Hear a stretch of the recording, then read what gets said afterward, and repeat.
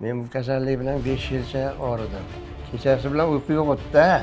Kechasi bilan 8 marta, eng kami bo'lmasa 10 martagacha chiqib ketardim ishga. Tinmasdan qatnaverardik, tualetga kelardik, chiqib qaytib uyga joyimizga yotsak, yana boshlanardi. Hozir 18-20 yoshda bog'ul qilishlar oson bo'lib qoldi. Yaxshi bo'lardi-da, yaxshi yigitlar singari yugurib yurardik. Biriga izdihomlarga borishga ham tortib qolasiz ekanda, ishdan hid kelib qolar ekan. Davleniyani qo'yaman-da men. Assalomu alaykum, Sog'lom avlod klinikasi kuzatuvchilari. Mana bugun yana bir bemorimizni oldiga keldik. Xo'sh tog'amiz 72 yoshda. Bizda 1 oy oldin prostata adenomasi milep operatsiyasini bajarib berganmiz. Hozir Xo'sh tog'a bilan bir samimiy suhbat o'tkazamiz. Xo'sh tog'a, agar sir bo'lmasa, bu kasallik bilan necha yildan beri og'rib yurdingiz?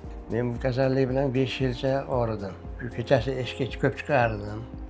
Hojatga 8 marta, 10 martaga borardi. Keyin Sog'lom avlodda haligi internetda nima eshitib qolib, bepul operatsiyasi bor ekan degani uchun mutlaqo bepul ekan. Ashga borib operatsiya qildirdim. Hozirda holatim yaxshi. Operatsiyadan oldin sizni eng ko'p qiynagan narsa nima edi? Kechasi necha martalab turardingiz? Kechasi bilan uyqu yo'q edi-da. Kechasi bilan 8 marta, eng kami bo'lmasa 10 martagacha chiqib ketardim ishga. Bo'lmam qishda rivojlanadi bu. Qishda qish oldi, sovuq tushdi, yurardik-da ishga. Qorovul bo'lib qoldik uyda.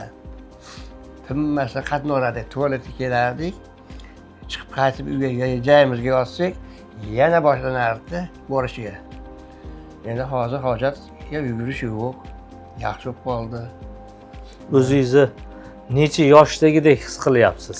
Hozir 18-20 yoshda edi. Juda zo'r. Siz bu holatni qarilik deb o'ylaganmisiz yoki kasallik ekanligini bilganmidingiz?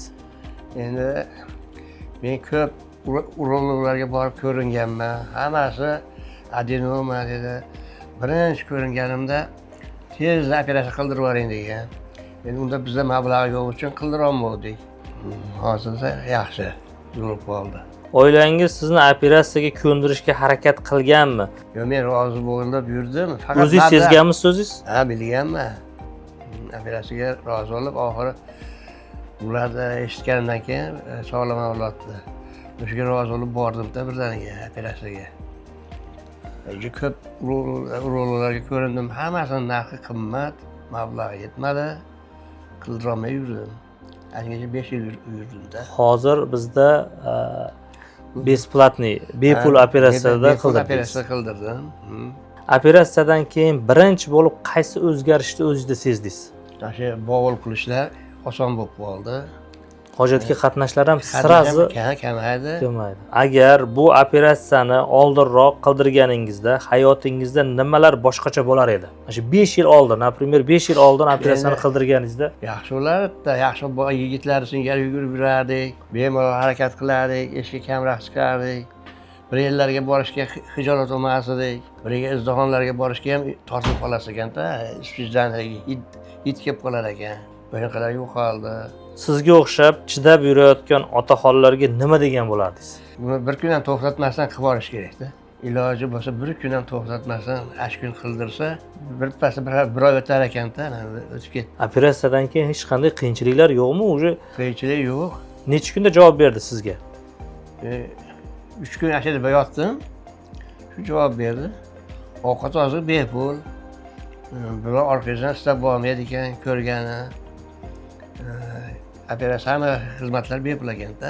Mashina ichida. Ichida ekan. Bepul operatsiya ichida hamma yo'g'i besplatni, yotog'i, ukollar, dorilar, mollar hammasi ichida.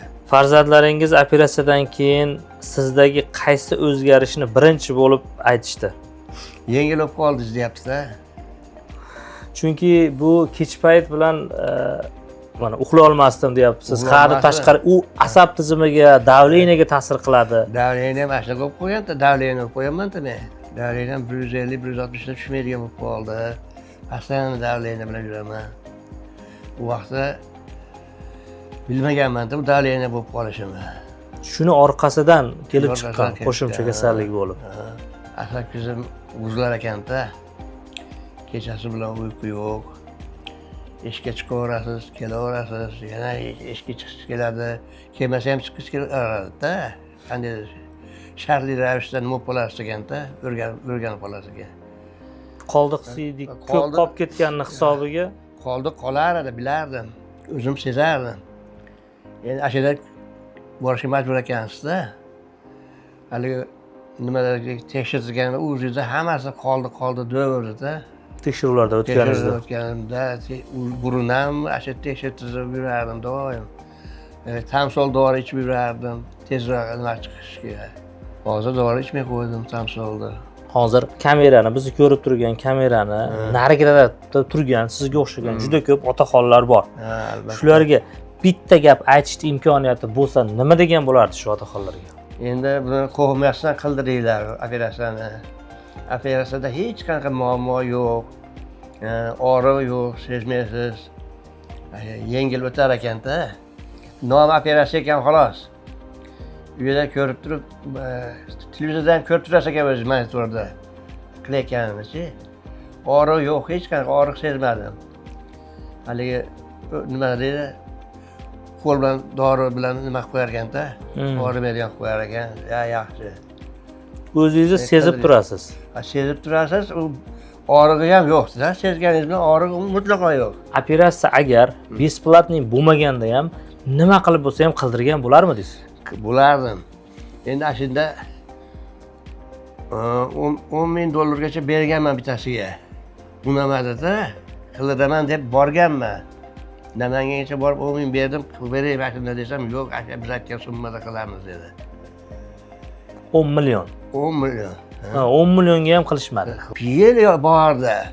24 ming dedi-da. Ha, 24 million. Siz 10 million bergansiz, unamadi. Unamagan. Keyin telefon qilishda qilamiz dedi. U pul yo'q, 10 ming beraman desam, yo'q, 14 qilib berasiz dedi. 14 million. Shunga qilamiz faqat dedi u. Nimasi bor ekan, o'zining tarifi bor ekan bularni. Hali melek degan operatsiya ekan. Milep. Milep, ha. Bu ham anaqa melek Ha, edi. milep, ha. Unga bo'lsa zo'r ekan buni. O'sha odamdan eshitganman-da, Milep, milep zo'r bu. Og'riqsiz deb ta'riflab bergan. Milep operatsiyasi shu ham, siz o'tkazgan operatsiya ham. Qayoqqadir chiqishni rejalashtiryapsiz? Uzoq safarga yoki qo'ni-qo'shnilarda to'y-to'rkin, hijolatlik bo'lar-da. Hozir yo'q unaqa. Oldin, operatsiyadan oldin. Avval bo'lardi, namoz o'qiy olmay qolardik, betorat bo'lib qolardi, ko'proq oqib tovib nima qolardi, kiyimlarga nima bo'lib. Endi hozirda unaqa yo'q. O'zingiz aytganda o'zingiz 18-20 yoshda. Albatta, yaxshiman, ancha zo'rman. Bizni kuzatib turgan kuzatuvchilarimiz ichida ham shunday kasallik bilan og'riyotganlar bo'ladigan bo'lsa, qo'rqmasdan bemalol Sog'lom avlod klinikasiga kelishingiz mumkin. Hozirda davlat tibbiy sug'urta mablag'lari hisobidan xirurgiya, urologiya va lor sohasidagi barcha turdagi operatsiyalar mutlaqo bepul amalga oshirilyapti. Bu imkoniyatdan foydalanib qolinglar. Sizlarni ham kutib qolamiz.